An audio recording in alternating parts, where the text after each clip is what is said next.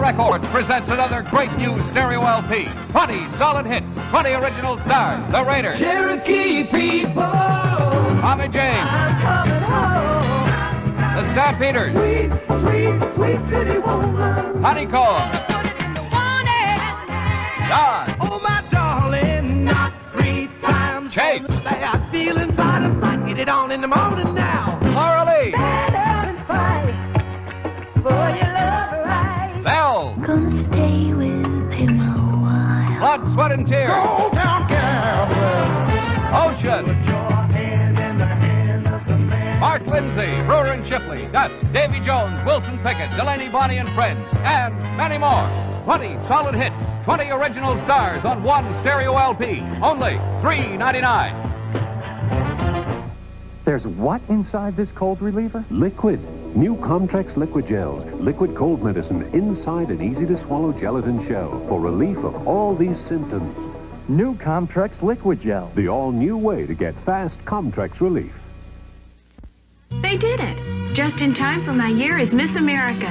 They created Ultimate Hold Adorn. Just one spray of Ultimate Hold Adorn with the exclusive touch top, and I'm ready for a long, busy day. Ultimate Hold Adorn holds longer and better than any hairspray I've ever used. If you've got a long day ahead, try new Ultimate Hold Adorn. Just one spray takes you through a long, long day. Now, perfect polished nails in seconds. Lee press-on nails in fashion colors. Press-on color, no messy polish. Press-on color, no drying time. Press-on color, no chipping ever. Lee press-on nails in fashion colors. Everything you need for longer, polished nails. Lee Super Stick tabs and 20 Lee press-on nails in a variety of sizes. Available in a rainbow array of today's popular colors. So press on. Lee press-on nails now in fashion colors. ABC presents the movie of the week. Original motion pictures for television. ABC knows how to make them. We proved that with the movie of the week. This season, we're proving it again. The ABC Movie of the Weekend. Another first-run movie for television. Every week.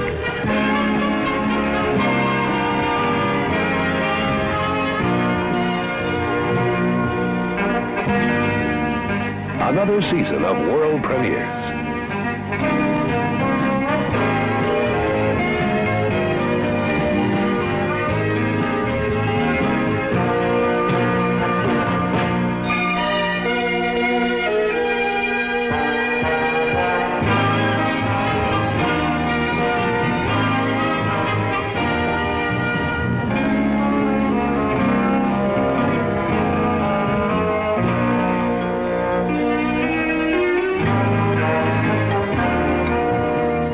Motion pictures for television. The movie of the week has found its place.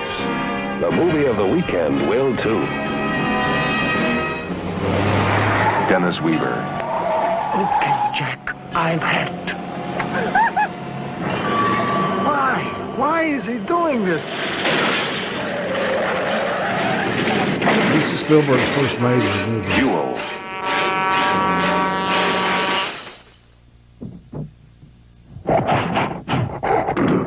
Dear clumsy bellboys, brutal cab drivers, careless doormen, ruthless porters, savage baggage masters, and all butter-fingered luggage handlers all over the world. Have we got a suitcase for you? Oh, what a meal, oh, Hamburger Helper Lasagna. for your family. Authentic Italian taste. Hearty robusto, but not too spicy, eh? Hamburger Helper Lasagna turns your plain hamburger into a delicious Italian meal with authentic Italian taste. Curly Italian noodles, rich tomato sauce, and a better blend of spices. Hamburger helper. Lasagna. Helper, hamburger helper. Make a great meal. When he got on a plane in Portland, Oregon last night, he was just another passenger who gave his name as D.A. Cooper.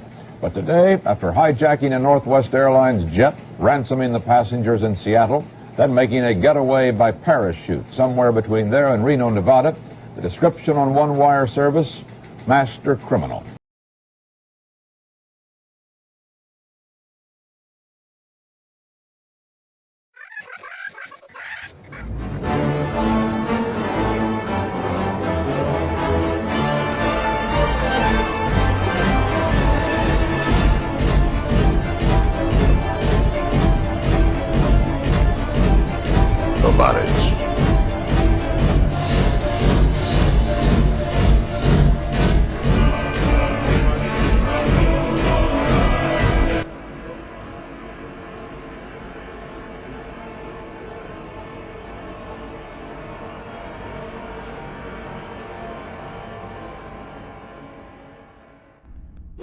What up, cyberspace cadets? It's Monday, and you know what that means. It's time for extra credit from the GULAG with BECCA FERHLE'.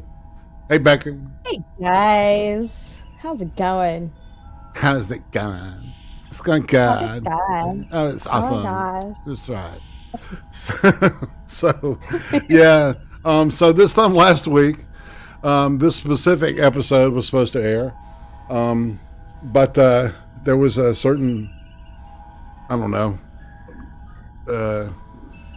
cold snap and a certain problem with the electrical grid that happened in a certain state in our union, and Miss BECCA was unavailable, so we just said, well, let's can it, and now everything has returned normal. BECCA is the shower hub for the lower half of the state of Texas, so if you need a shower, just get in line. And I'm gonna start charging people, and I take money up front, and I can't guarantee hot water. So that's right. You shower when I tell you to. No, it's a good thing. I got a new water heater. This shit happened, and now my family are dealing with busted pipes. So I'm okay with being the shower hub, but I did threaten to start charging them, and they have to bring their own towels because I'm not doing laundry. I heard that. That's fair enough. I think that's a fair request, right? I think so, Yeah. but one of my brothers said I was a hard ass. But, you know, no doubt. par for the course, I guess. That's right, man. All right, so today's show, we're going to be focusing on the country of Cuba. I found this piece. It's narrated by a actor named Raul Julia. I don't know if you recognize the name. He was an old dude that used to do Spanish parts. So I saw the name, and then I watched. I've seen most of this, and I thought it would be a good place to just start out with the Cuba conversation, because there's a lot of stuff that was been done recently because of all this. What word am I looking for? All these diplomatic overtures being made to get Cuba back under our wing, and and make nice with these guys, and maybe help their economy a little bit when they're still a bunch of fucking communists. So, I'm against that, and I'm against the United States, playing footsie with Iran as well. If you've been paying attention, Israel, basically said we've got options. And so that's where we're at in the world stage today. Not even 2 months into the new administration's office, and we, might be going to war with Iran or Israel. So that's a possibility. Yeah. I don't know. Go ahead. Didn't we triple up our numbers in Syria or something? Yeah. Like that happened the first week. Mm-hmm. And we were supposed to be completely out of there. They had lied to the previous administration. Not the I one. call that treason. Yeah, indeed. So, all right, if everybody's ready to strap in, I see Check Your Logic. What's up, man? FTW Nil. Is that a male or female? Becca, I understand you have interacted with this person. It's a male. Hey, FTW. JP, of course, greetings. Object of Hate, thanks for hanging. I know it's taking a while to get there. JP, I said that, I think.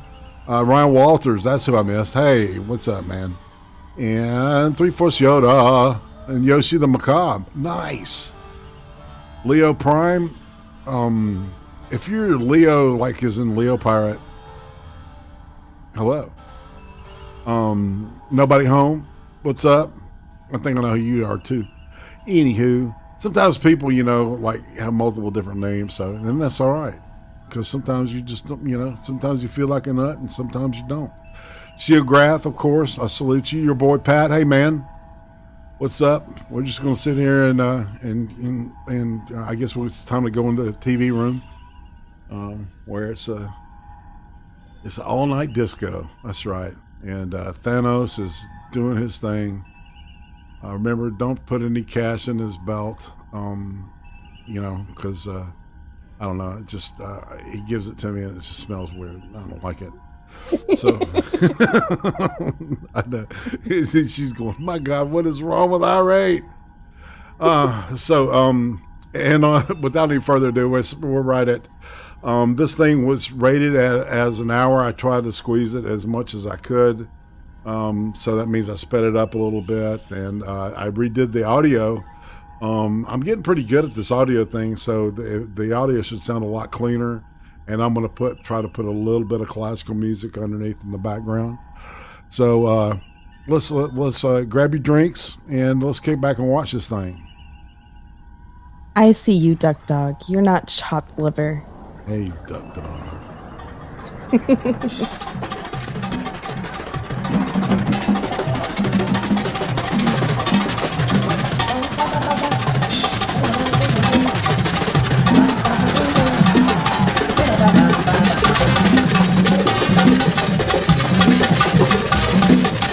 Yep, that's good.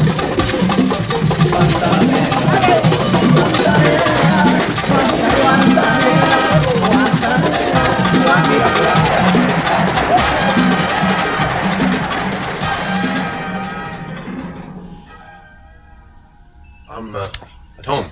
I'm more or less aware. I like to be surrounded by my books, my pictures, and my friends. Even you. We didn't know, but by my friends. Your forefathers learned to realize the most profound and dramatic revolution in this continent, the fight for freedom of the 13 colonies. So, paradoxically, fighting against American imperialism, we are nothing but the followers, the humble followers of your forefathers. You have continued saying that after the Second World War, you are the freest country in the world, and you are the allies of South Africa, of fascist Spain, of all the worst regimes that have ever been. Batista in Cuba, Somoza in Nicaragua, all military dictatorships. Pinochet. It's not the Marxist-Leninist ideology that prevents us from having relations of a normal sort with Cuba, if normal is understood by simply exchanging representatives at the ambassadorial level. We conceivably could do that with a Marxist-Leninist Cuba that minded its own business. I'm a true believer in this, in the democratic bounds. Okay, Castro is in this film, so what? He can say whatever he wants. History, from my point of view, has proven him wrong. Up to now. Every Cuban, in order to understand really our history, they must come, sometime in their life, they must be here. They must come here. It's a very important and touching place for us, really. You are seeing that this would be very difficult to get to La Plata. And the roads are very, very bad. The climb to La Plata takes the better part of a day. The dirt path winds through the jungle to Castro's guerrilla headquarters of 3 decades ago. Few foreigners are granted permission to visit La Plata. Our crew was the first to be allowed to film there. We were escorted by veterans of Castro's rebel army for whom La Plata is a revolutionary shrine.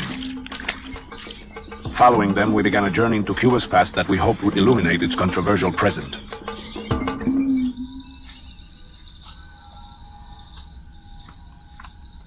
For it was here in these mountains that the guerrillas fought for visions of a new Cuba, culminating a century of struggle. And it was here that we hoped to discover the original goals of the revolution. But the roots of the revolution go still further back in time. Sugar, the blessing and the curse of Cuba, has dominated its economy and society since the late 18th century, when the first sugar boom transformed Cuban landowners into a sugar aristocracy with a lifestyle of luxury that rivaled Spain's. Cuba became a wealthy island for the few.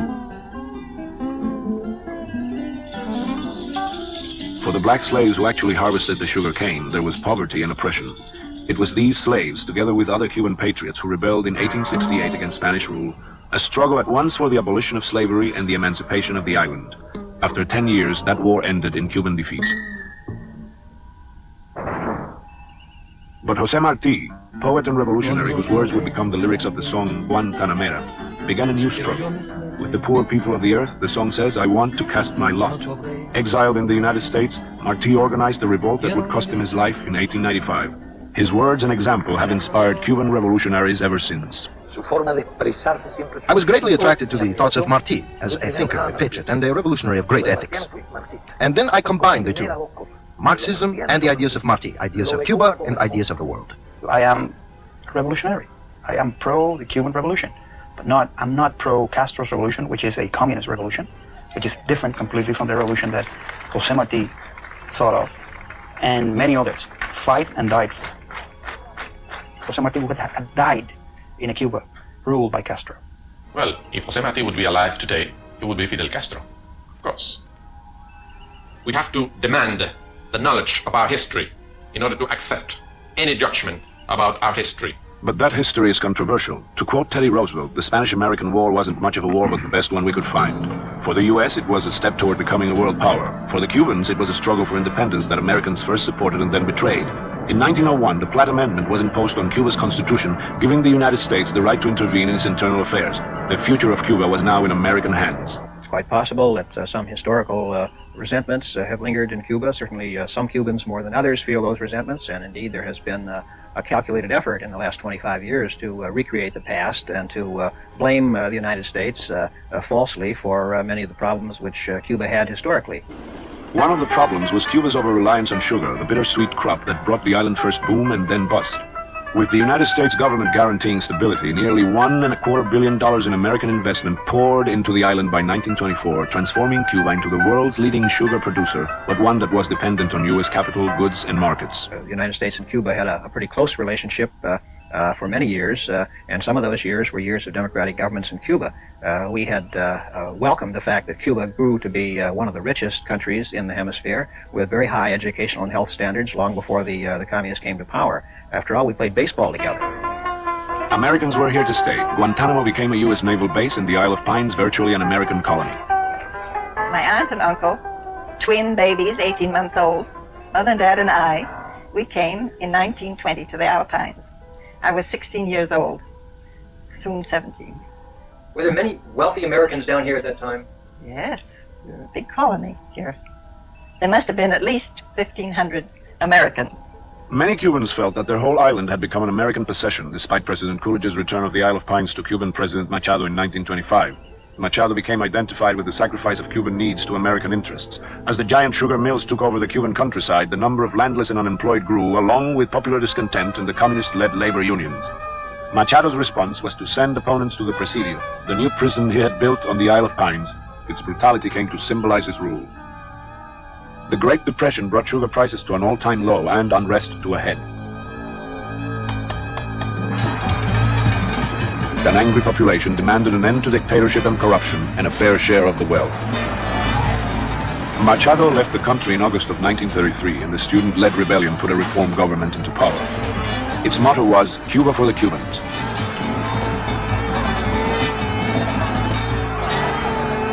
Their new leader, Ramon Grau, only ruled for 4 months. The U.S. ambassador thought him too nationalistic and too weak to meet the growing threat of communist revolution in the countryside. The ambitious young army chief, Fulgencio Batista, who had helped put Grau in power, now ousted him, bringing dreams of reform to an end. If the United States had something to be blamed for in our whole history, I can tell you, yes, they do. Because they have been involved in politics and in more or less manipulating governments one way or the other. I myself can't forget the image of the American soldier that went to the top of Marti's statue. I won't repeat what he did, you can imagine. He made peace, no? In the statue of José Martí. Well, José Martí is for us a sacred human being. Humiliation bred cynicism. In 1944, Batista stepped down and Grau was elected president, but he was no longer the reformer of 33. Corruption reached high into his government, and even the police battled for a share of the rackets. Havana was the most corrupted city I have seen in my life. Havana was one of the most important capitals of the mafia. These hotels were made for gambling, for prostitution. I do think this is one of the most important sources of the Cuban Revolution, the outrage of the people who didn't want the humiliation of being the bordello of America. Another source was the failure of the democratic process, as Batista, with the army's support, seized power in 1952. The United States did not protest, but a new generation of Cubans did. Among their leaders was a young lawyer, Fidel Castro. I always had a certain rebellious spirit. It's one of my characteristics. The Jesuits did not teach me revolutionary ideas, although more than once the Jesuits have been revolutionaries, in many places a little rebellious. I think that the Jesuits helped me a lot with their discipline to value certain ethics, a certain notion of justice. Castro was among those who attacked the economic and social injustice in Batista's Cuba. When the dictator suspended new elections, Castro took up arms. On July 26, 1953, he led 126 young revolutionaries in a bold assault on the Moncada army barracks. The attack failed, Castro was arrested, and 80 of his followers killed, many after they surrendered. At his trial, Castro spoke for hours in his own defense. Quoting Martí and Thomas Jefferson, he indicted the Batista dictatorship, saying, "You may convict me, it does not matter. History will absolve me." Well, actually, I could say a few unpleasant things about prison, but also I could say a few good things, because we took advantage of the time available. We read a lot. We studied a lot. 14, 15 hours, the whole day, reading everything, a lot of novels, also economics. We studied a lot of Marxism there. Actually, the censor allowed us to receive Das Kapital. Then there was a book, I remember that someone sent it, The Technique of the Coup d'etat. Someone thought that in our trade, we needed to know the technique of the coup d'etat. Nonetheless, they did not allow us to receive that book. I had heard about the book. I had read it even before the Moncada, and it was pure fantasy. Cusio Malapartes was a man of great imagination. There's no technique for a coup d'etat. Released from prison, Castro went to Mexico and organized an invasion of Cuba with 82 followers in 1956. Surprised by Batista's forces, the few survivors made their way to the Sierra Maestra Mountains, where they set up their headquarters. We had reached La Plata, a living monument to the revolution. High in these remote mountain jungles, Castro and his rebels improvised a new guerrilla warfare learned not from books, but experience. So I came to the conviction, and maybe the fact that I was born in the countryside, near the mountains, helped me. I was able to perceive the fact that a regular army with their tanks, cannons, garrisons, general headquarters, general staff, nevertheless could be neutralized, could be fought if they were taken away from their theories of pacific war, and if they were forced to go into the field of irregular warfare and use the topography of the terrain in that war. We were always on the peaks of the hills. Why? Because those are the most strategic places. We moved daily. We used to move along constantly. We prepared traps. At times they escaped the traps. At times they didn't. There were, therefore, numerous offenses that took place on the part of the enemy. Batista's forces could never find this place because it was protected by the rebel army and the peasants. So, since the houses and the hospital were camouflaged, the airplanes would fly but couldn't see anything below. Here in the past, there were no schools, hospitals, or roads. There was none of that. But when Fidel got here, he started to involve himself and understand the needs of the peasants of this region. It was at La Plata that the guerrillas first confronted the problems of rural Cuba. Here they experimented with new programs for education, nutrition, healthcare, and land reform. Algunos decían, pero ¿cómo le van a dar a las mujeres? Some people were questioning, why are you going to give the women that type of rifle, and I have to use this old rifle? Some of the men were protesting. So I said, look, I'll explain why. Because they are better soldiers than you are, because they are more courageous. Castro, while in the hills, did not talk about a communist revolution or any sort of a far-reaching revolution of the type that took place. He talked about democracy and freedom. Castro recognized the power of the media. The radio became his medium of choice with help from Argentine revolutionary Ernesto Che Guevara. Che was able to get hold of a radio station. This becomes a very important point because the station immediately achieved ratings. There were many radio listeners. Che Guevara was a racist, a hardcore, flagrant racist who said horrible things about African Americans and Africans in general, okay? And he was also a murderer. And he murdered lots of people. You know, to see his face on T-shirts and stuff, they flipped him into this counter revolutionary kind of pop culture, hippie symbolism, and it's all bullshit.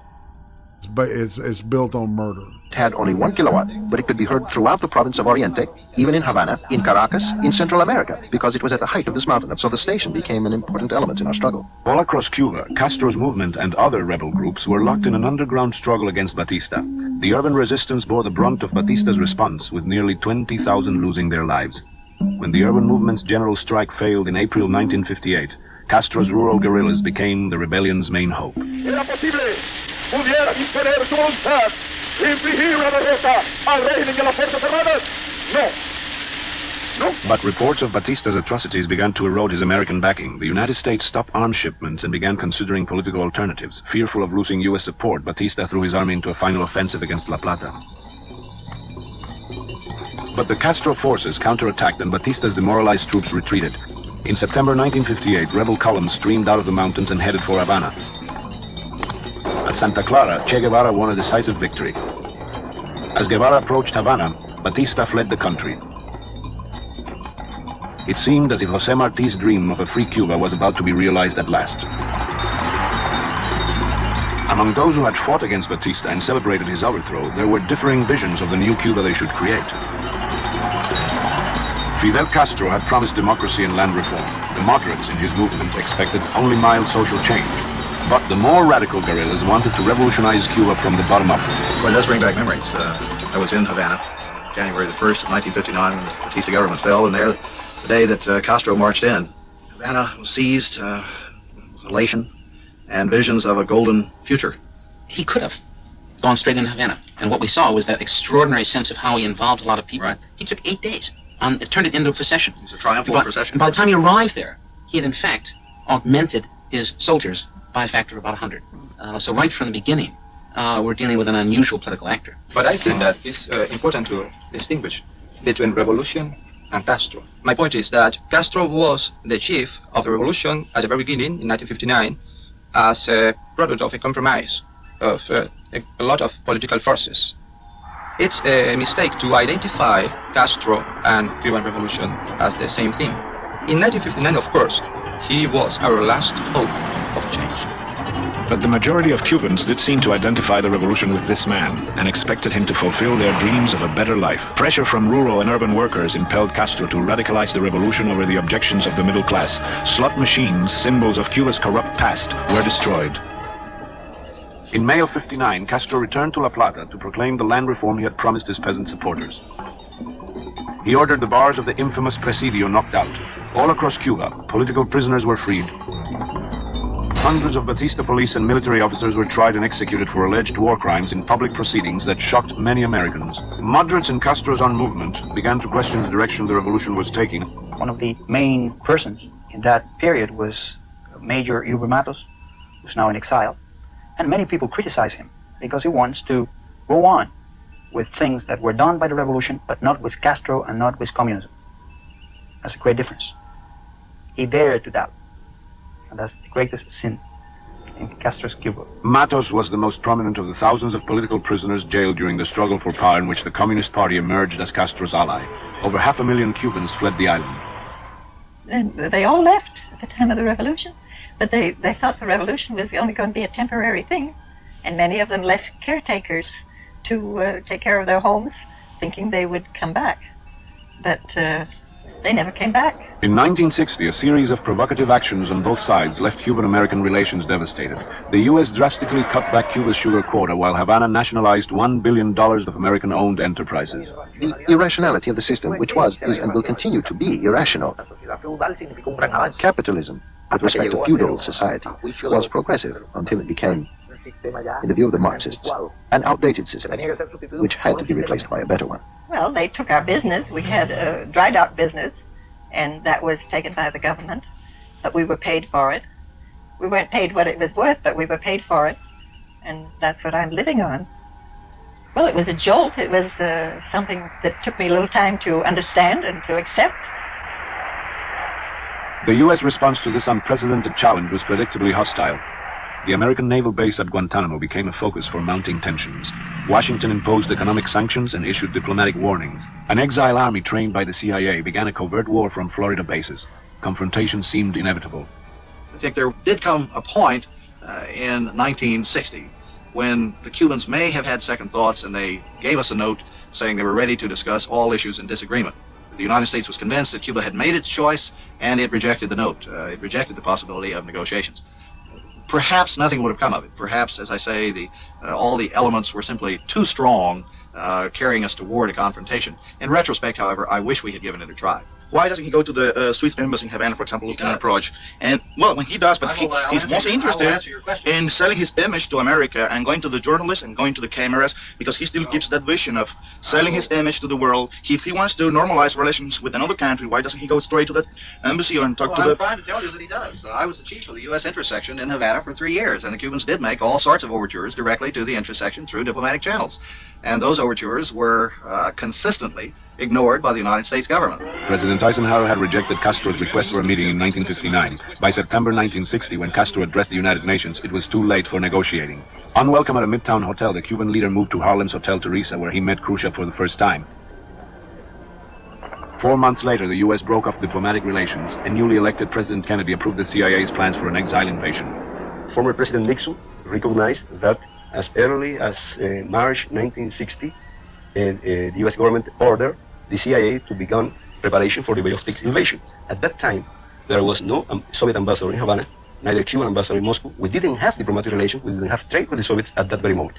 Confrontation finally came in April 1961 at the Bay of Pigs. The invasion plan had two flaws. First, landing in a swampy area without adequate air cover, and second, assuming the exile landing would automatically trigger a nationwide revolt against Castro. When it was over, hundreds of exiles had been taken prisoner. Castro had won a decisive victory, and the U.S. had suffered an embarrassing hemispheric defeat. All citizens who are in agreement raise their hands. Castro seized the occasion to declare the revolution socialist. David was victorious over Goliath. The Cuban people united behind Castro as never before. If Fidel is communist, then so are we, was the chant.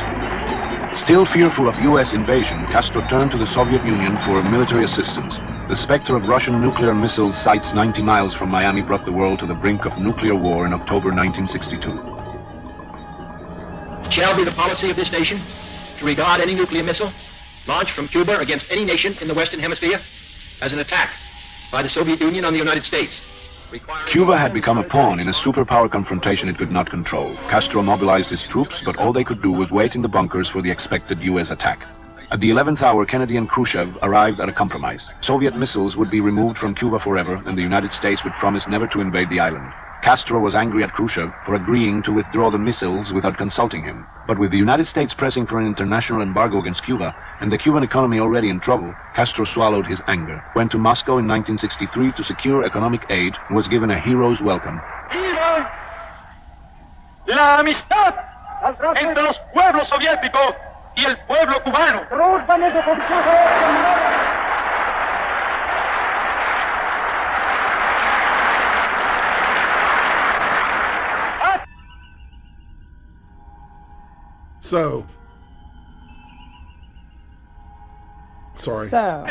Was either Cuba or the United States completely to blame, as declarations from either side would have us believe? Or was the legacy of history, the conflict of interests, the clash of visions too strong to permit any other outcome? One thing was certain: America's image of Cuba and Cuban-American relations would be frozen in time for decades to come. I don't see how we can be absolutely independent of a superpower so huge as the United States being so close. What is really pathetic is that Cuba had to go all the way across the world to get... The point I wanted to make was, all right, so in this international deal, we agreed not to invade Cuba, which would have been an easy thing, okay? And the Soviet Union agreed to not put missiles in Cuba, correct? Correct. And that deal stands to this day. Guantanamo Bay is technically U.S. territory on the island. Yeah. And it made me, I just thought, it's like these two superpowers were able to keep their word, unlike China, right? Imagine that. Yeah. Do you think it was a mistake for us to turn down his request for a little chit chat? Do you think we were right in turning him away? Like, we did know that. I think it was a blunder. I think we missed an opportunity. Anytime an adversary wants to strike a deal, it's because they feel weak, right? Yeah. And I think that we should have.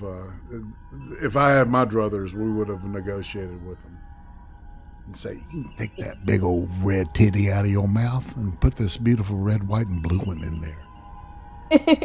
Hey, so Maggie said she tried to send you a super chat. She's wondering if that got stuck somewhere. Get entangled with Russia, which from the point of tradition and culture and whatever has nothing to do with our most cherished. I'm not seeing a super chat. I'm not either. Did ask her? All right. So Maggie, did you send the super chat to the?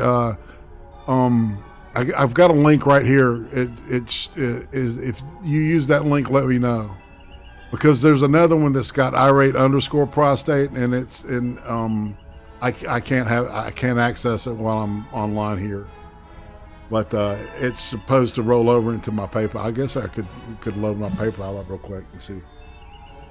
Well, I think she went through YouTube super chat. Oh, but I'm not sure. I didn't see it pop up at all, and she doesn't think she got a confirmation, so I'm thinking it didn't go through. It didn't go through.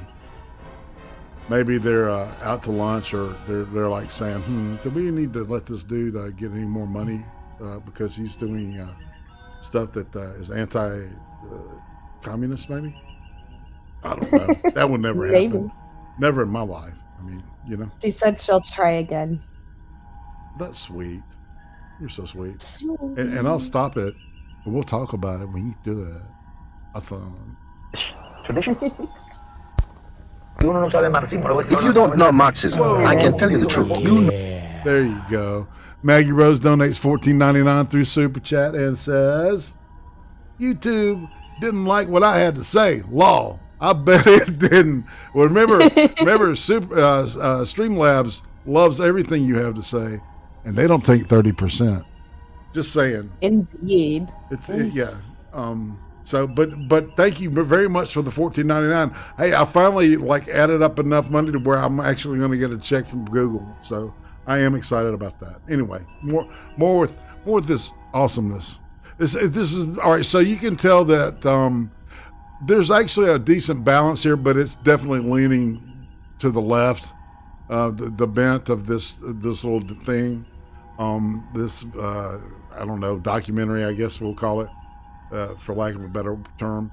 But I do think that, we're learning a little bit about, there's some nuance going on here. It is like an individual in the forest without a compass, in the sea without a... But never with this guy. There's never any nuance with Castro. He's just he's like a club. He's a blunt instrument. Polar star, without a sun, without someone guiding you. Until I discovered the Marxist documents, I knew nothing about politics. To me, it was like a light.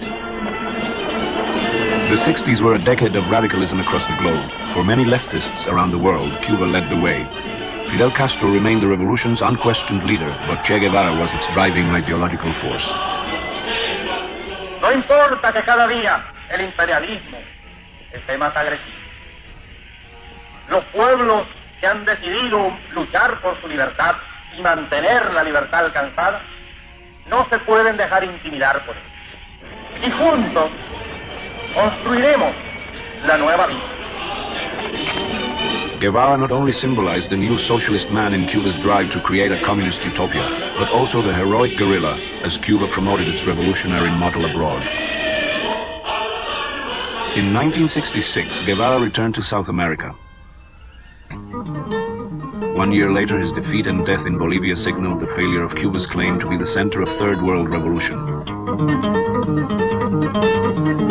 It marked the end of an era and the beginning of a myth. I remember that evening, it was a demonstration, I think one of the biggest in the Revolution Square.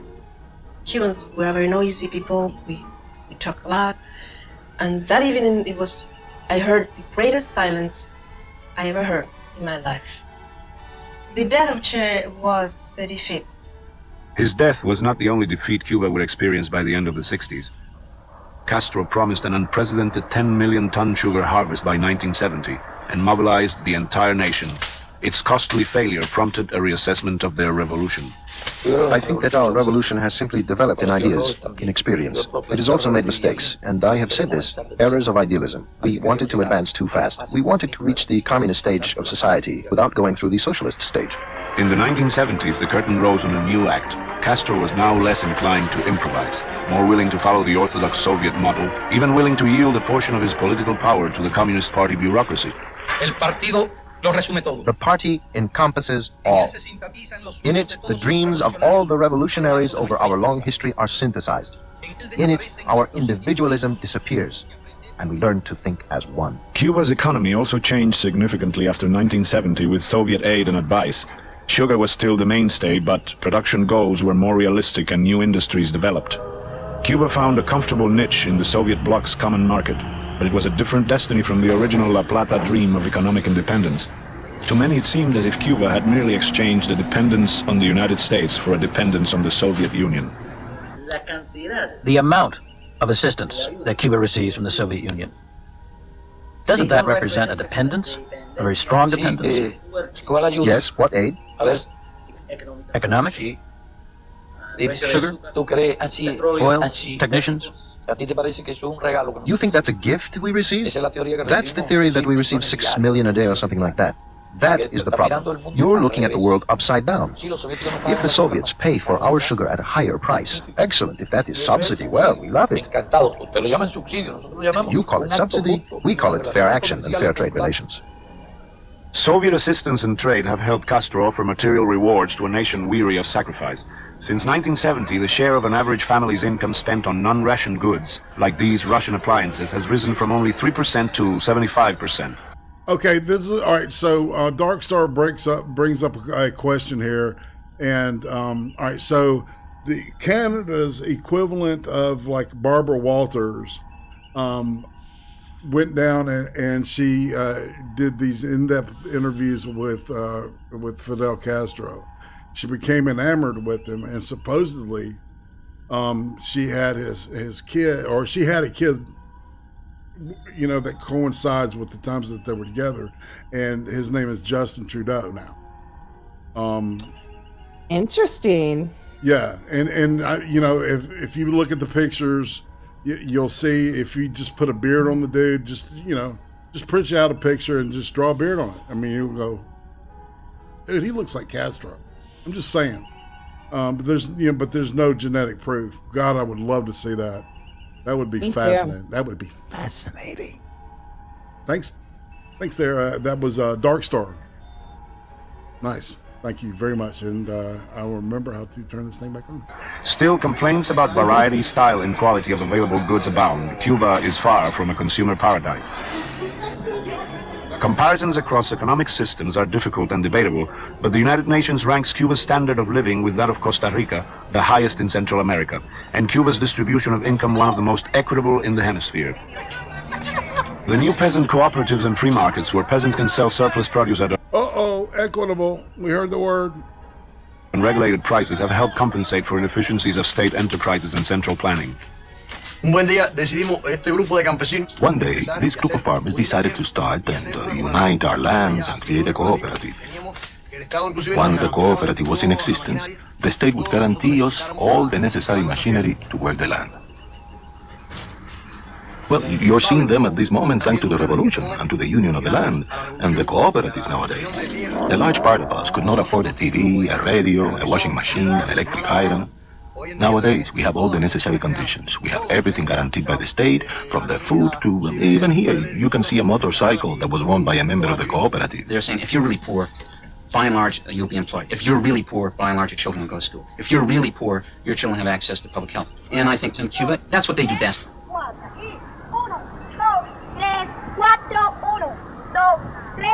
Okay, let's say that Castro has given the poor people in Cuba housing, schooling, medical assistance. What do they have to pay for that? Ask any poor person in the world if they're willing to exchange housing, medical attention, schooling for their personal freedom, their personal decisions, their personal capacity of making mistakes without sorrows. I think only slaves that like being slaves are willing to do that kind of trade. Above all, it is the masses that should be given attention, that should command, and we shouldn't concern ourselves with the privileges nor the benefits of one person, as is done in other countries. At Havana Psychiatric Hospital, where Dr. Ordaz gave us a guided tour, schizophrenics are treated through work therapy. We follow Marxist philosophy because this is a socialist country that is building communism. Now, if we were to make a survey, we'd find a great number of psychiatrists who have moved away from Freudian tendencies because it is seen as something more artificial, less realistic, something that lacks a philosophy like the one we have in our society. We found a similar philosophy prevailed at the Havana Women's Prison. What the Marxist psychology? What the fuck?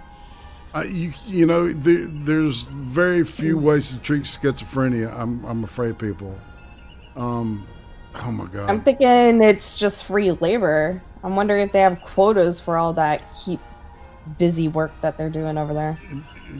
They're more than keeping busy, I think. I guarantee you. And it's changed. There's some different shit going on down there. Doctors make less than some of the housekeepers over there. I was just reading that. We make the inmates here forget about all the problems they have left behind, so their minds concentrate in the work they are doing. And this also helps us to have a good discipline here. This prison, as any other one in Cuba, are visited by foreign people. We have nothing to hide. Where else in the world can you film a prison like you're doing here? What do you feel about what's happened to Cuba since the revolution? What do I feel about it? Well, I have no feelings. I'm absolutely neutral. I'm neutral. I don't want to make any comment. May I say something? Listen, I don't think you can be neutral in this regard. I want you to really say something about this because you can't be neutral after you've lived this time and you've seen everything around. So why should you remain neutral? I know you otherwise. I mean, listen, when you've been taken around and you see all the changes, so many schools, so many highways, so many programs, you've been taken around by the government and you've been shown the different places. And you have said that if the Americans that lived here once come back, they would fall on their back. They would be astounded. They would be astounded to see the progress and what has happened to the island. It's tremendous. Tremendous. The schools, the hospitals, the factories, the roads, well, everything. The apartment houses, the private homes. Look at that. The many little towns I have that I don't even know anymore. I don't know them.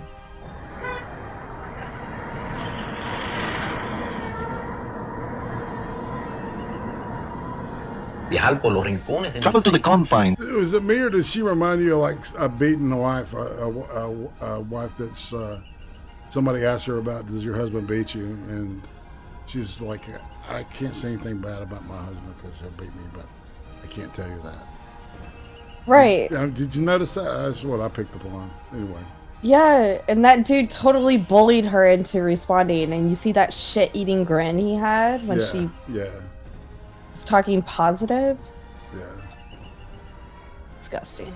Of our island, not to the capital, but to the confines of our island, and you will see that it is a lie. The lie that in our country there is no freedom to act or freedom of speech. Everyone expresses what he wants, says what he feels, and does as he pleases. Now, within a framework, framed within pure socialist laws. One cannot indulge in vice, one cannot be a thief, one cannot be openly homosexual, one cannot commit the many atrocities seen every day in capitalist society, which you don't find in our country. There's repression here, but not the repression of an army or the police, but rather the repression of the people themselves at the level of popular-based committees, the CDRs, which do not allow in their blocks smoking marijuana, selling marijuana openly, stealing, or molesting a girl. None of that happens in our country. And if that's what you call repression, then that's what repression is there for. Contra todo tipo de enemigos, contra todo tipo de enemigos, interno y externo. Y muchas veces de los The CDRs, the Committees for the Defense of the Revolution, are bloc associations originally established to defend against the anti-Castro covert war of the early 60s. Today they do everything from cleaning the street and vaccinating the children to teaching political education and guarding against crime. To some they are good Samaritans, to others the watchdogs of conformity. It's a crime that only exists in communist countries. It's called ideological deviationism. I was working at a hospital in Havana, and there was a pile of rubble in the backyard. And there was a meeting to ask voluntary workers to plant coffee plants in that pile of rubble. I was the only one that said, there's nothing is going to grow on a pile of rubble. And the answer, publicly in front of all the staff, was if the party says that the plants will grow, they'll grow. Bingo. Yep. So if the party says they'll grow, they're going to grow. But in Cuba, you have to be either on one side of the fence or on the other side of the fence. You cannot be on the fence. We live in difficult conditions in Cuba. We are blockaded, we are menaced, and therefore we have the reactions of a blockaded and menaced country. In the provincial town of Bayam, we visited the library to get a sense of what books from abroad were available to the average Cuban. Like American writers, can you get American writers here? The librarians were unaware they were being filmed. Like Hemingway, Ray Bradbury. They have books like by Carlos Fuentes and Borges. Carlos Fuentes, Borges. Carlos Fuentes. Caprovino. Carlos Fuentes. Borges is from Argentina, is against our revolution. As far as I know, Fuentes is not against our revolution. Camarada Infante is a Cuban, is violently counter-revolutionary.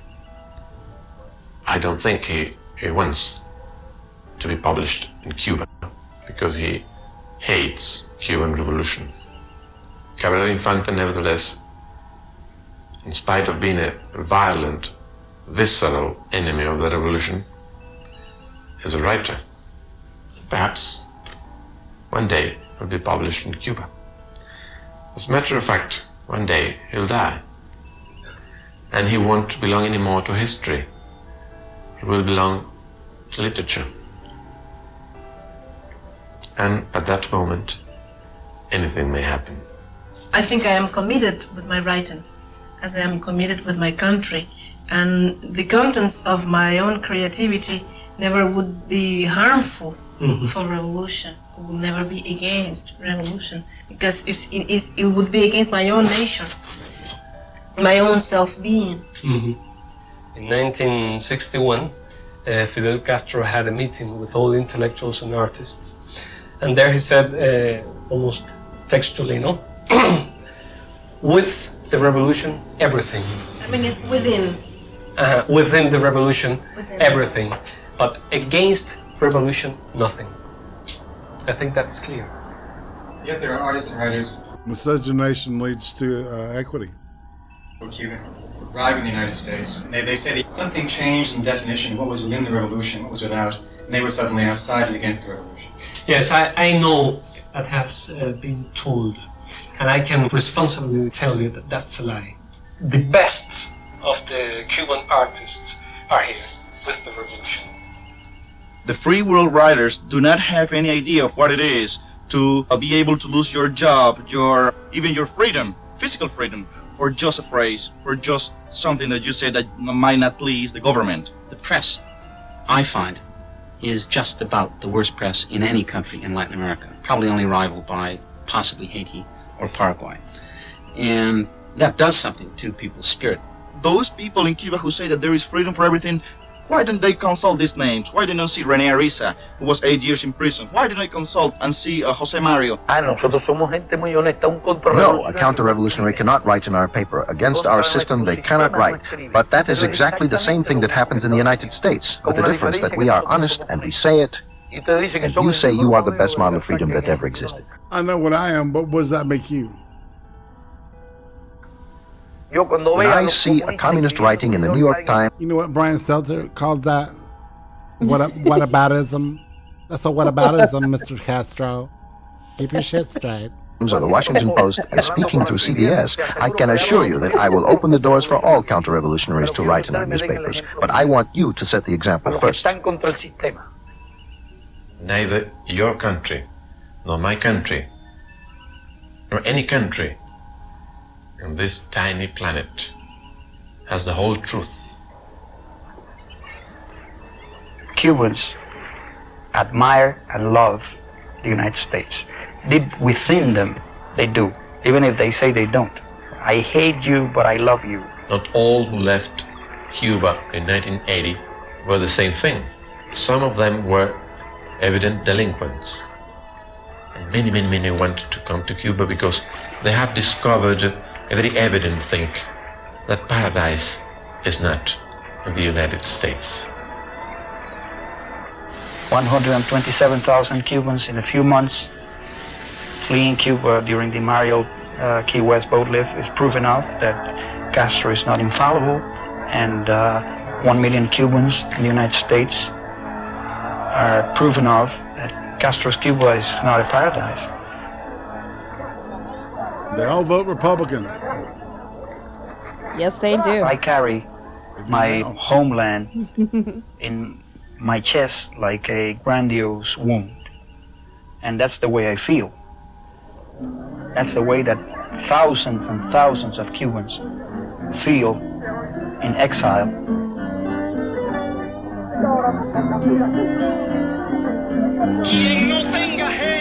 Those who don't have revolutionary genes, who don't have revolutionary blood, who don't have the intellect to adapt to the ideas of a revolution, who don't have the heart to adapt to the power and heroism of a revolution, we don't want them. We don't need them. For us, 1980 is not the year of those who left Cuba by Mariel, but the year in which a generation was born in 1959 and later decided to remain in Cuba freely.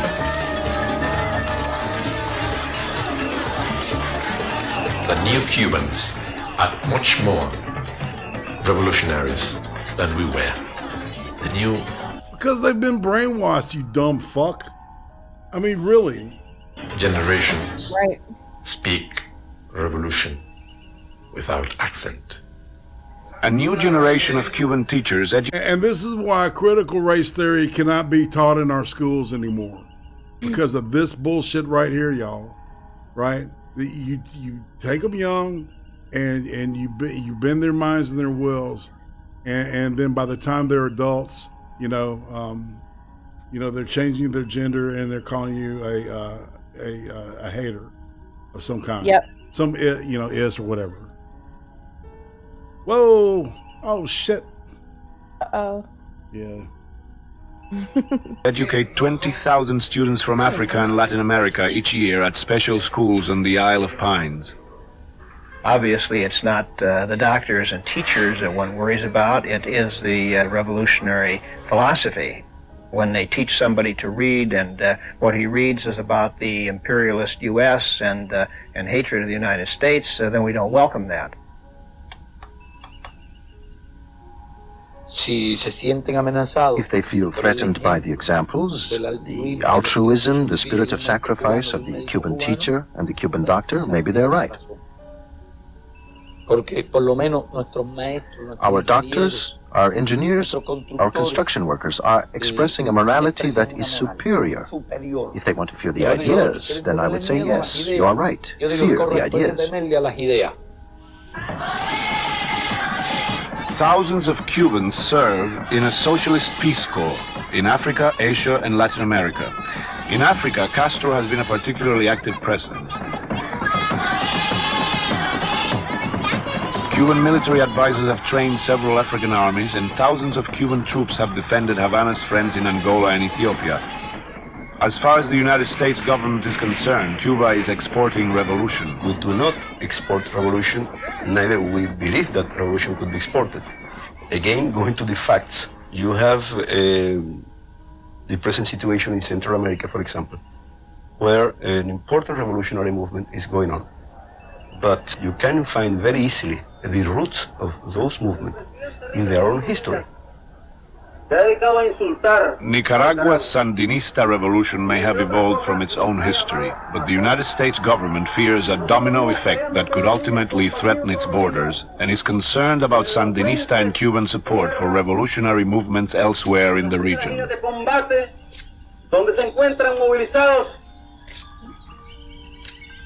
To say that a nation of the third world, which does not produce any planes, not even planes for crop dusting, could be a threat to the United States, a country with tons of nuclear submarines, a country with sophisticated planes, with technology, electronics, lasers, and Star Wars, that's absolutely ridiculous. It is so ridiculous that if a North American tells me that seriously, I would simply have to laugh, because it is something which cannot be sustained, and speaks badly about the citizen who can be confused. That is brainwashing. You have to completely brainwash an individual so completely so as to not leave him with anything in order to make him believe that Cuba or Nicaragua could be a threat to a country as powerful as the United States. Obviously, if there is no change in the basic thrust of Cuban foreign policy, of promotion of violent revolution in third countries and in close coordination with the Soviet Union, there will be no fundamental change in the U.S.-Cuban relationship. Can you explain what that hole is over there? Eso que nosotros estamos abriendo es un refugio. This is a shelter. For what? In case the government of the interior of the United States should attack us, we can seek refuge there. Do you think an attack will take place? Well, nosotros...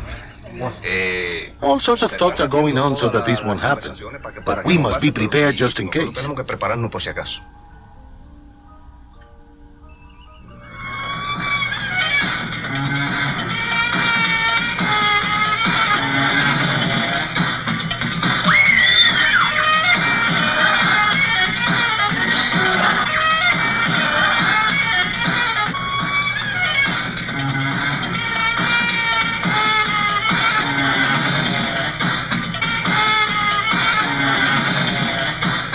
We are going to defend our revolution, block by block. Well, that was classy and eloquent. House by house.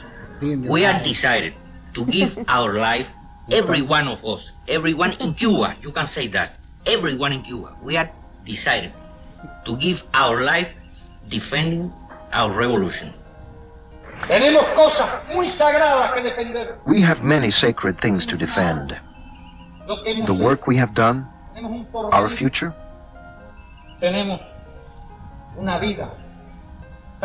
life that is superior to that of other peoples in this hemisphere, who today are living a life similar to our past.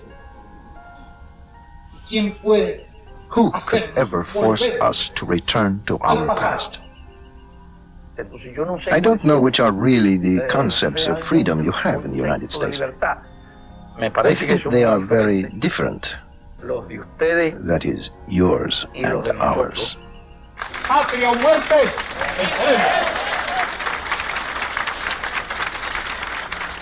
Today, the revolutionary vision of La Plata remains only partially fulfilled.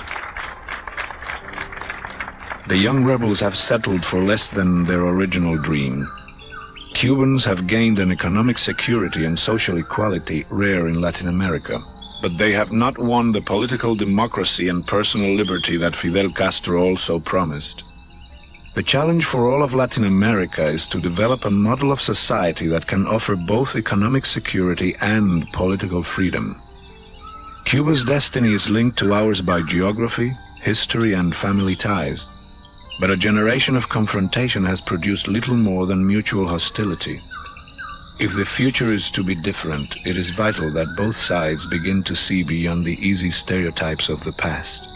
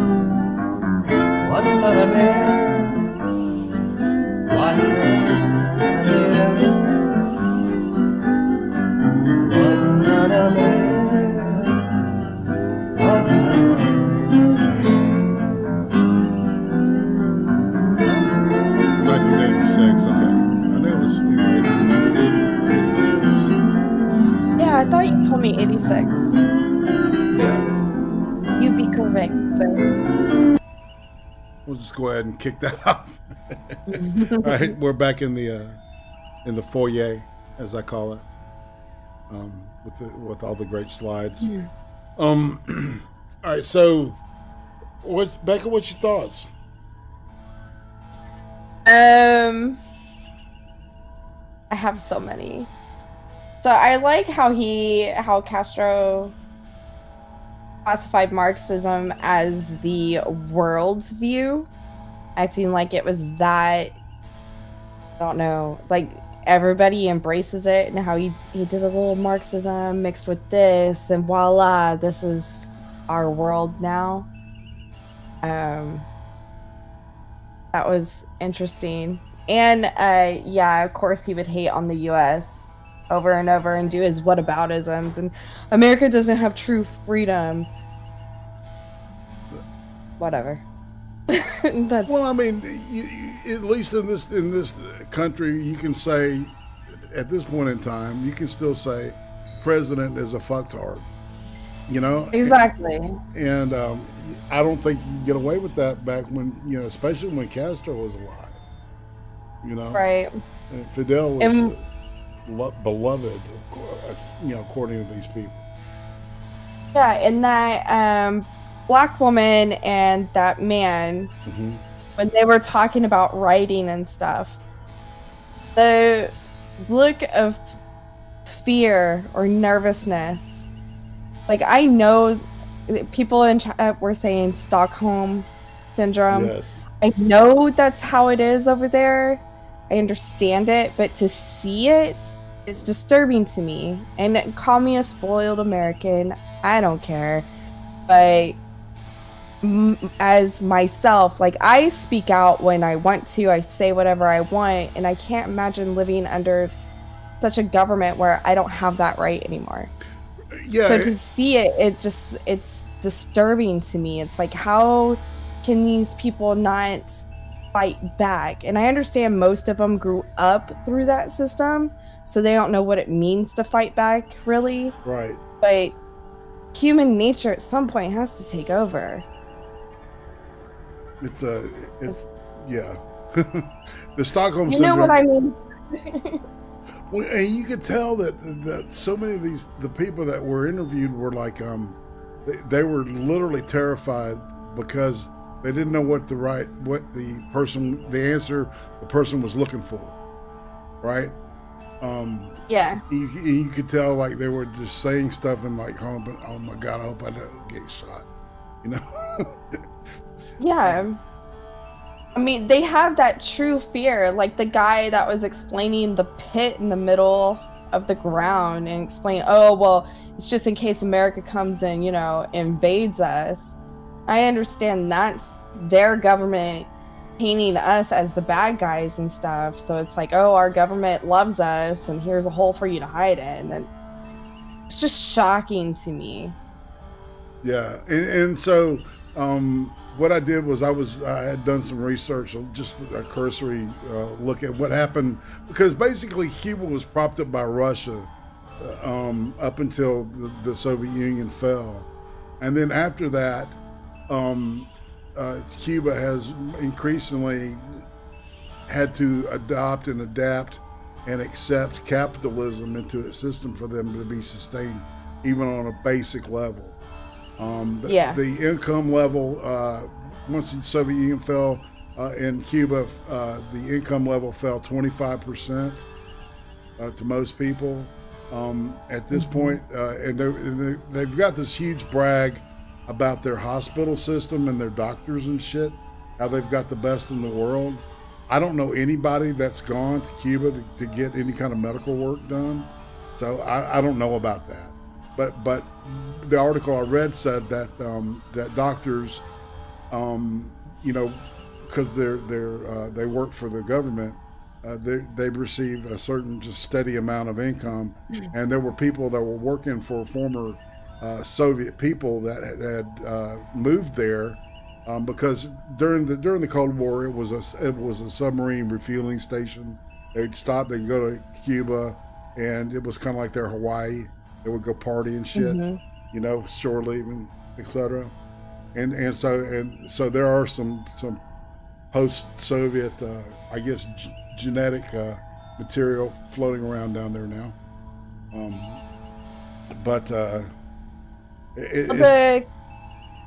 Sorry. Go ahead. No. So the Cuban health system. Michael Moore did a documentary. That is the first and last documentary I saw of his, and he painted it like Americans are fleeing to Cuba to get like basic care because America has all this red tape and our healthcare system sucks so bad. Yeah. When in reality, if you look at the procedures that some of these Americans are getting in Cuba, it's all illegal here, and most of them are botched procedures. Some have died from it. Because I remember digging deep into that, because when I saw, shocking, I know. I wasn't fully aware of who Michael Moore was, because guys, I don't watch TV and all that shit very often. So I came across this, I watched it, and I was like, oh, holy shit, Cuba has better healthcare. So I actually digged into that a little bit and was shocked by how blatant of a lie that whole thing was.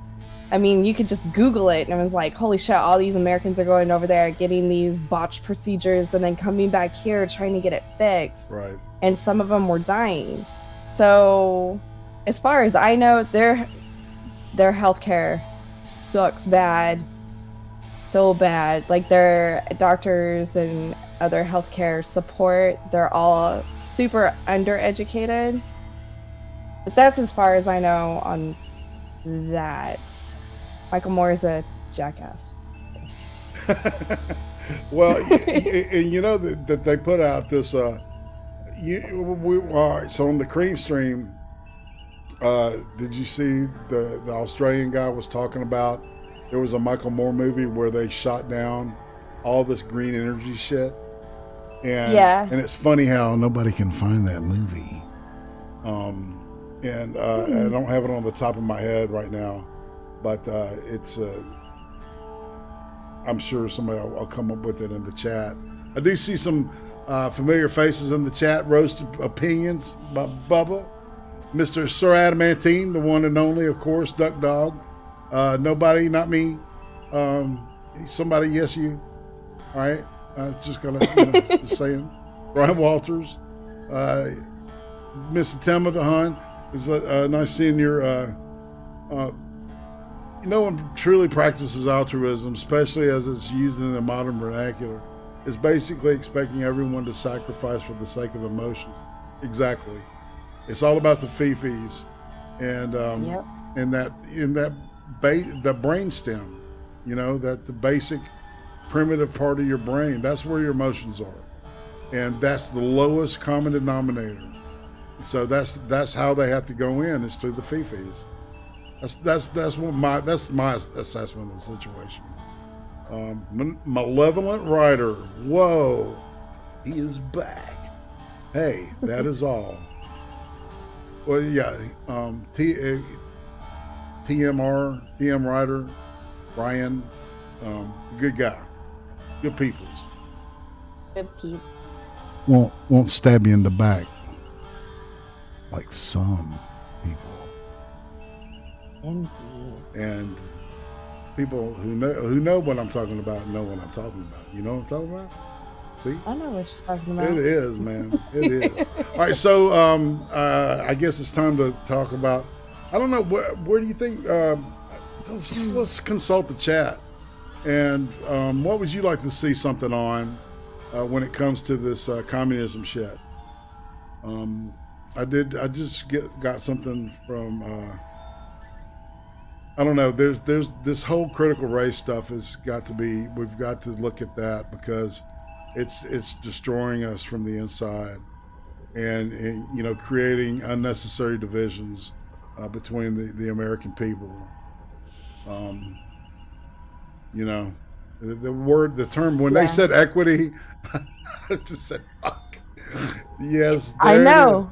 You know, it was like take a drink. Planet You of know the how- Humans. That's it, Duck Dog. Planet of the Humans. That's the name of the movie. Thank you, sir. He is all over that.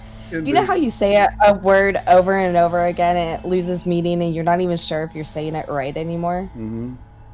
That's how equity has become.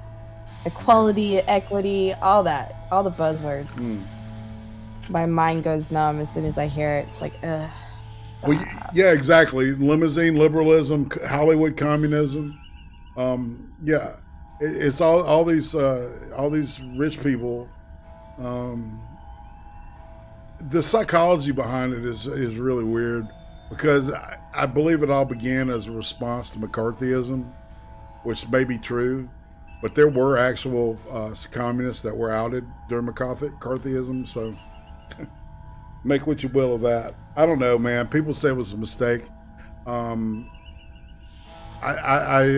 don't know. I think taking a whole portion of the country and isolating them for their political beliefs, and then you know, and then trying to deplatform them and take their jobs away is horrible. That's horrible behavior, and you know, you can't deny a person their freedom to make a living. Well, I mean, you can, you know, we do have the free market system. I don't know. It's just, you know, when, you know, it boggles the mind. It makes the brain hurt when you think about it too much. But we got to keep doing this thing. I agree. Yeah, Sky News debunked all his points and forced an apology out of his ass. It sure did. I tell you, Sky News Australia is probably the best news you'll see. It's actual news, like I remember it. And you know, if it's if the right wing is wonky about something, they'll illuminate it. And the same thing about the left. I like the way they're kind of straight down the middle of the road. You know, swerving right and swerving left to hit shit. Because that's the way I like to drive. All right, check your DMs. Oh, okay, yeah. So Gunfox just sent me something about YouTube takes down video of testimony given during Ohio House session. Google's YouTube last week will remove the video that showed an attorney testifying to the Ohio State Legislature, Thomas Renz. I'll open that because I got to know more about that. And then Merrick Garland, the new AG, is sworn the first thing he's going to do is go after the January 6th,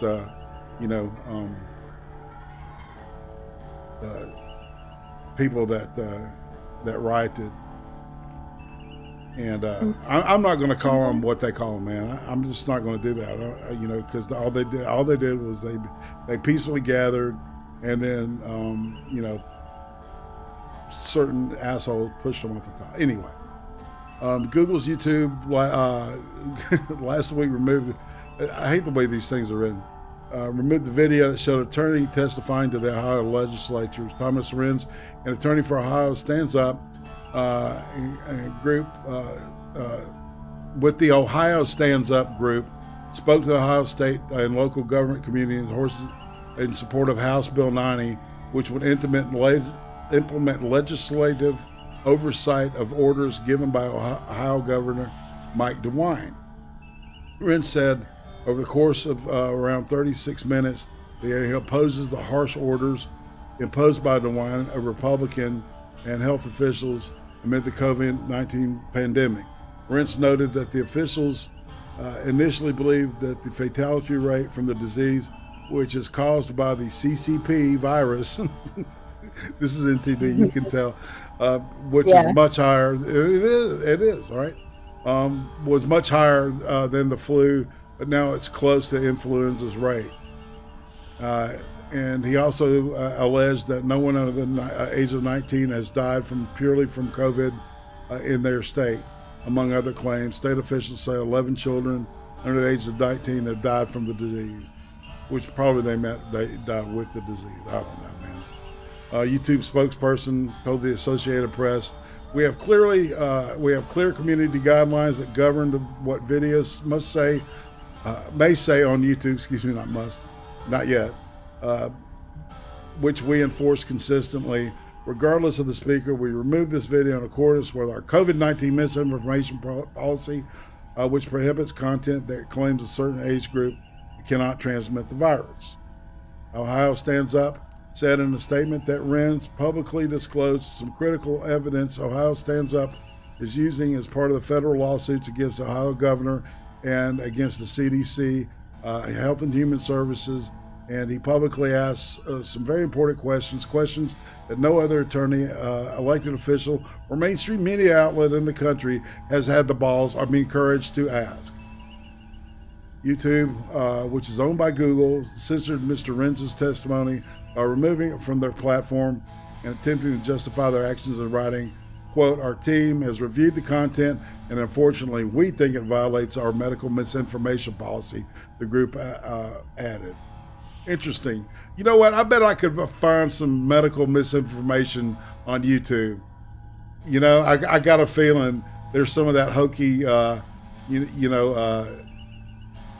hokey medicine, the new age shit from California.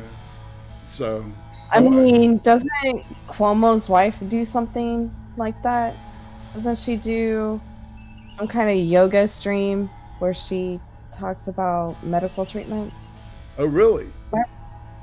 Am I remembering that correctly? I can't remember which brother Cuomo that is. I'm thinking idiot on CNN Cuomo. Yeah, Chris, yeah, that would be his wife. Yeah, she has a YouTube stream where she does yoga and she talks about treatment, and that came up during the whole treatment on how to treat it, and that one couple took the fish tank cleaner, and I don't remember the actual details for it, but I think she gives medical advice on YouTube while she does yoga. Interesting. Energy healing, yes, she does that Rika stuff, and I don't know. I've got a friend that's into that, and I'll let him perform some of the Reiki on me. It was interesting, and I've got a lot of love for that dude, so I'm not going to shit on that right now. Just saying, my boy is my boy, so and if his beliefs make him happy, that's okay. But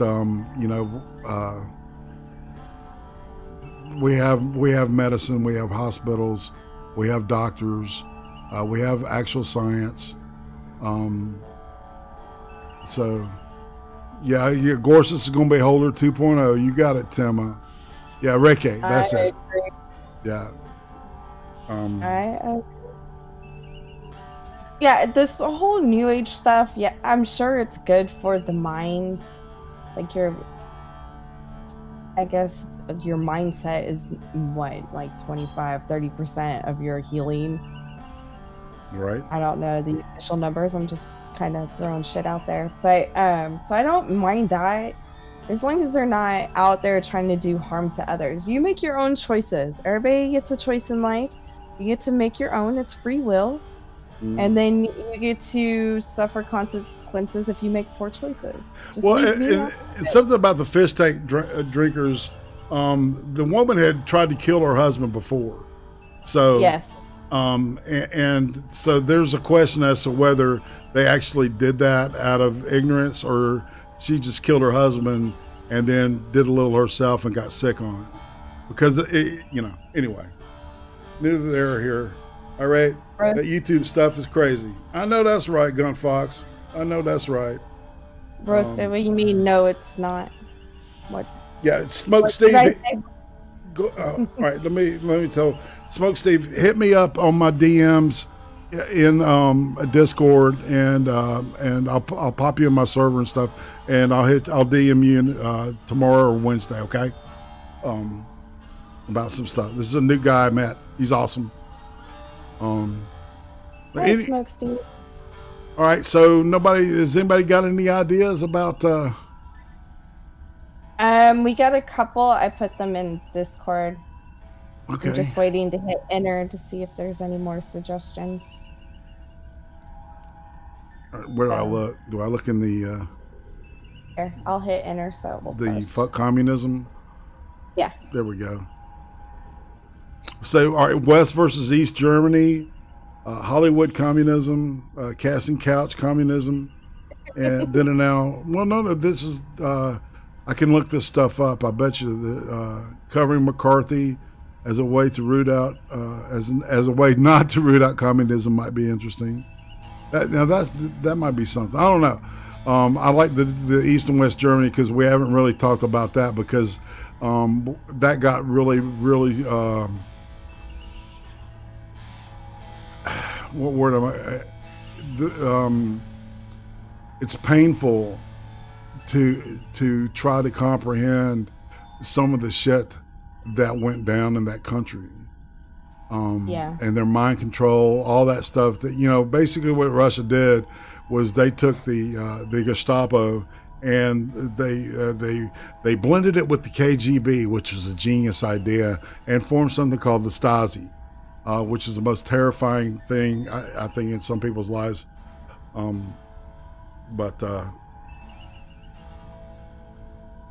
on. Oh, sorry about that. So on that note, Tema, we did Venezuela. Yeah, we did Venezuela. Was that the week before last? I mean, last episode before that? Yeah. I can't remember. I know she's been busy schooling those kiddos of hers. Indeed. So she may have missed that one. She says to highlight the lack of skills involved in running the nation. Oh, okay. Yeah. So maybe that portion. Yeah.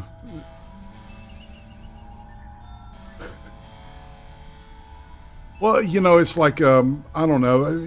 I think being open-minded when it comes to medicine is a good thing. I think that like you were saying, like positive mental attitude and doing, all right, Smoke Steve, shucks, man. I'm trying to find him out here. All right, DM me on Twitter. How about that? And shoot me your Discord ID. How about that? And on that note, she didn't get a notice. Who didn't? Tema, she didn't get a notice for that stream. Oh yeah. She's been having issues with her YouTube notifications. I think a lot of people have, man. I've been having problems with notifications on very high profile shows that lean right, and me too. So and something happened. They were messing with the algorithm Saturday, I believe. So another great wave of yeetage is coming, people. So, and we're going to keep doing this, and even if we get yeeted off of YouTube, we'll be doing it on DLive, Twitch. I've got an account on Rumble open. I'm praying that somebody, also on Odyssey, everything that I've done here pretty much, except for everything over 2 hours, is on Odyssey. For some reason, you can't post anything over 2 hours. Wow. Yeah, I think you have to. I think you have to like put money or something down for be able to do that. There's a lot of people moving over to Trovo. Yeah, I keep hearing that name too. Cambodia, we did a whole thing about Pol Pot and the Cambodian Revolution. Man, it was oh my God, it was a huge mess. But that's one of the better episodes, I think. So yeah, I think so too. They're all good, man. That's right. We might be biased though, but whatever. Well, no, that's the point. You know, it's like this is I'm spouting propaganda, man, and I don't give a fuck. You know, I really don't. Trovo Gunfox says. I guess that's the next big thing. Yeah, Hard Bastard moved over there. They don't seem to bop you for very much over there. I'm just gonna have to look it up. I have an account over there. I never use it. You've already set up? Yeah, but I don't use it. I haven't really been on the platform very long, so I don't know the setup or anything, but I did create an account. Oh wow, now it's Trovo is supported on Restream and in Restream chat too. Wow. Cool. Well then we got to add that to the list now, don't we? Well, I'm glad we had this little chat. Check out what the Russians did in Poland. Yeah, man. Somebody else was telling me about Poland, and I'll probably need to read more on that, and then find something about that. It's really hard to find stuff that's not like copywritten by like Sony or somebody big like Universal. You know, somebody big like that that'll fucking slap the shit out of me, and try to take my money away anyway. But like I said, I don't do this for the money. You know, if I have to, I'll mark it as 18, and nobody can make money off of it. So, there's that. That's called the teenage response, right? It's a good response in this situation. I'm gonna kill myself, and you'll be sorry. Anyway, yeah. All right, and so I'll figure something out, and I'll put it up. You know what? I'll put it up on my announcements. I need to get better at the community stuff on my YouTube. So pop by, and so Friday night, of course, we'll be looking at more awesomeness that's just happening every day since this the new administration is showing us how stupid shit can get. And Saturday, I don't know what we're going to do, Timma. So you and last Saturday's episode had to break down into 2 episodes, but it was really good with Carlin Borshenko and James Lindsay both testified for New Hampshire. I guess that was the entire Senate legislature, or it was like 9 or 10 people. But anyway, and they're trying to have critical theory. They're trying to get it outlawed, and they're doing it in a brilliant way. So I recommend it. Get Luke Rukowski on to talk about Poland. Law. Well, I'll take that under advisement, Mr. Scott, J87. You're awesome. I love my awesome chat. Doing an awesome thing on an awesome Monday afternoon. All right, and then Sunday, I'll be talking with Dr. Functional. Okay? The one and only Functional. So that should be fun. Yeah, I've got some stuff slated up for that for the ice cream. And we got and we'll be starting with Object of Hate, Shigon, and Ryan himself of the Insomnist group. Mm-hmm. So, yep. And we're having friends. We're making friends in the neighborhood. So We're gonna have them over for coffee, and then talk about people behind their backs, because that's what I love to do. It's the way of the internet. Why not? Irate's getting just stop it. Irate is the most chill man ever. Jack Gunsky, you are awesome. And on that note, let's say goodbye, Miss Becca, and get back to this awesome intro, because I love it. Good night, guys.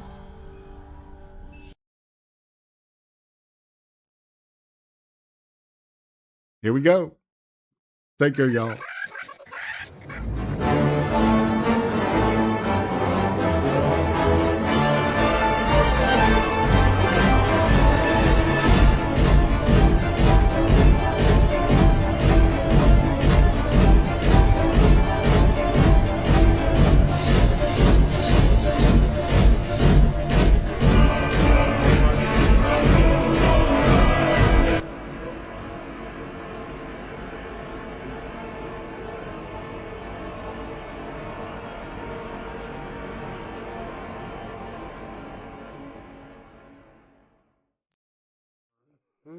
Mm-hmm.